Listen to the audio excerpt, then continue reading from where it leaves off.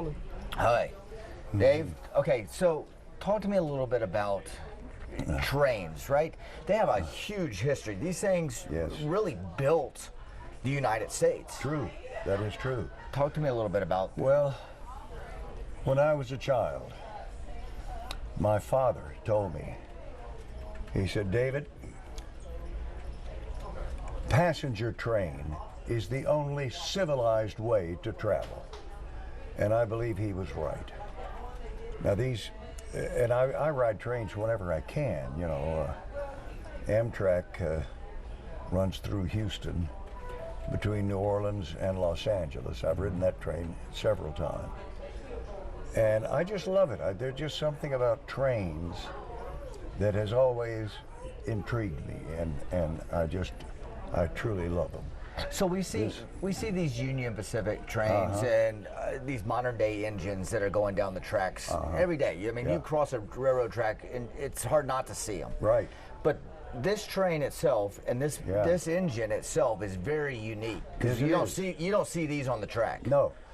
They call it the big boy, and rightly so. I think there were only, I don't know, 10 or 12 of these things made.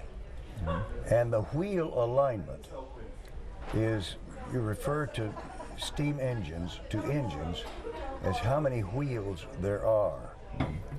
It's 4, 8, 8, 4.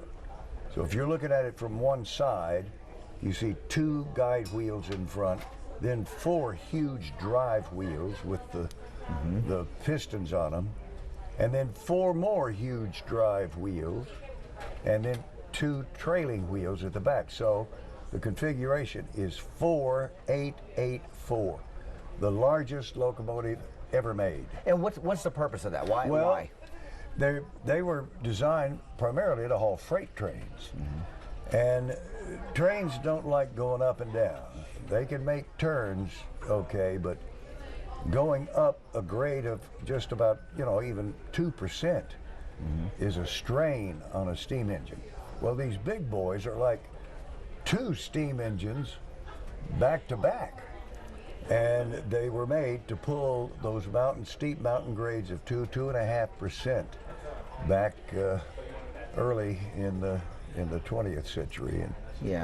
And actually they were made in the late 30s, early 40s. Right. And when they would get on a grade going up, if the drive wheels would slip, they have up on top of the engines, you notice these domes up there. One of them is full of sand. They would pump sand down to right in front of the drive wheels to give it more grip when it was coming up the grade. They're huge. Right, and when we talk about steam engines, because we don't see steam engines anymore, talk about what drives a steam engine. What are they throwing into those fires, and how hot do they have to get and all that stuff? Because I know there's a lot behind that. They burn wood, and they burn coal, and then they burn oil.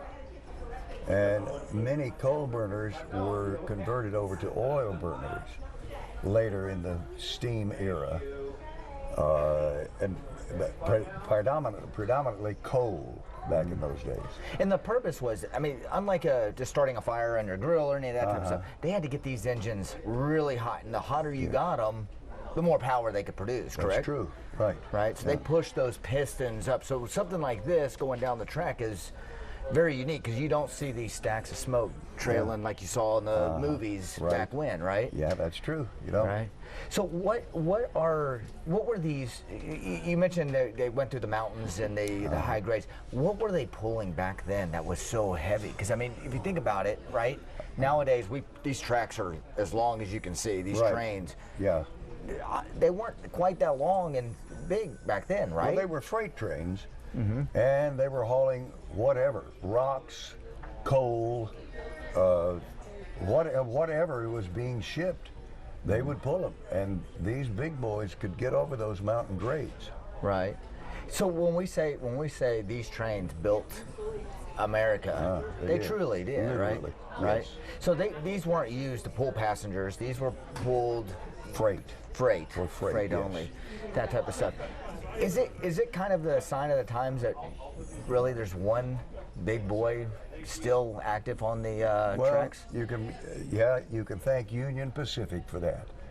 They are also the ones that brought the a big northern type steam engine down to Houston 3 or 4 years ago, the 644, and I got to ride up in the cab on that one, Right. and blow the whistle.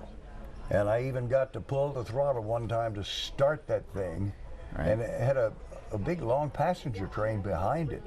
That was one of the biggest thrills of my life. Yeah. Talk to me about when you see something like this, when this comes into Houston. I mean, that's it's very unique, right? I mean, Oh, you're yeah. not you don't see these things on the track. And No. I know train enthusiasts in general that follow the trains and know where they're going. Yep. There's going to be a lot of eyeballs on this thing coming down from boy. San Antonio. Yes, huge, huge. Right. There'll be more pictures taken of this big boy steam engine than probably anything you can think of. When you were a kid and you were riding Amtrak and that type of stuff, or just trains in general, were they pulled by steam engines, or were they Yes. pulled by were they electric at that point? Well, Or are they the big engines? when I was very young, I took trains out of Houston, where Minute Maid Park is now, was Union Station, and I rode trains out of there. From here to Dallas, we had a train from Houston to Dallas. And another one, the Texas Eagle, that went up through Jacksonville, where my mother and my father lived back then. And I just adore them. I love to get on them. I really do. Gotcha.